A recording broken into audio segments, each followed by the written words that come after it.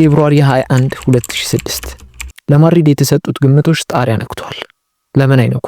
በስፔን ሰማይ ስር በመዲናዋ በበርናቦ የሚገጥሙት ቡድን በጉዳት እየታመሰ ያለውና አራተኛ ደረጃ ላይ ካለው ቼልሲ በሰፊ ልዩነት በአምስተኝነት የተቀመጠውና ያለ ወትሮ በሊጉ እየተቸገረ ያለውን አርሰናልን ነው። ከሁሉም በላይ ደግሞ ብላንኮቹን በጓሯቸው የትኛውም የእንግሊዝ ቡድን አሸንፏቸው አያውቁም። መድፈኞቹን የሚጠብቃቸው ማድሪድ ደግሞ ጨዋታዎችን አሸንፎ ተጋጣሚን ተመልካች የሚያደርግ በእንደነ ዚዳን፣ ሮናልዶ፣ ቤካም፣ ሮቤርቶ ካርሎስ ያሉ ከዋክብት መኖሪያቸው ያደርጉት ማድሪድ ነበር። በመድፈኞቹ ቤት በአንጻሩ የኢንቪንሲብልስ ገድላቸው እንደ ውሃ እየተነነ ፕሮፌሰሩ አሁን ከባድ ጫና ላይ ናቸው። ብዙ ጋዜጠኞች ቡድናቸው ለአውሮፓ መድረክ በጣም ልፍስፍስና ደካማ ነው እያሉ በተደጋጋሚ ይተቻሉ። ከዛ በላይ ደግሞ የሜሪንጎቹ ቦስ ሎፔዝ ካሮ ወደ በርናቦ የመጣው የማድሪድን ወደ አውሮፓ ኃያልነቱ እንዲመልስ ብቻ ነበር። ግጥሚያው ለአርሰናል የህልውና ጉዳይ የነበረ ሲሆን ለማድሪድ ደግሞ ግዛታቸውን የማስጠበቅ ጉዳይ ነው። ዊንገር ለዚህ ጌም መስሚያቸውን ጥጥ አድርጓል።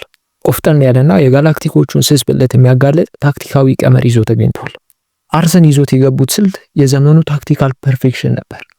አርሰናል ወረቀት ላይ የ4-5-1 ቅርጽ የነበራቸው ቢሆንም ሜዳ ላይ ግን እንደ ጨዋታው ፍሰት ይለዋወጥ ነበር። ሲከላከሉ የ4-1-4-1 ቅርጽ ሲሆን ጂልቤርቶ ሲልቫ ለተከላካይ መስመሩ ሽፋን ይሰጣል። ፕሮፌሰሩ ለዚዳንና ለሮናልዶ ኳስ እንዳይደርስ ኳሶችን እንዲያጨናግፍና ቀጠኑን በተጠንቀቅ እንዲጠብቅ አዞታል። ቅርጹ ጠባብና ናሮ ነበር። ሐሳቡ ግልጽ ነው። ማድሪድ መሃል ለመሃል እንዳይጫወቱ በማድረግ ወደ ክንፍ ማስወጣት። ዊንገር ዚዳን፣ ቤካምና ሙቲን የያዘው የማድሪድ መሃል መከላከሉ ላይ ዲሲፕሊን እንደሌላቸው ያውቃሉ። ታዲያ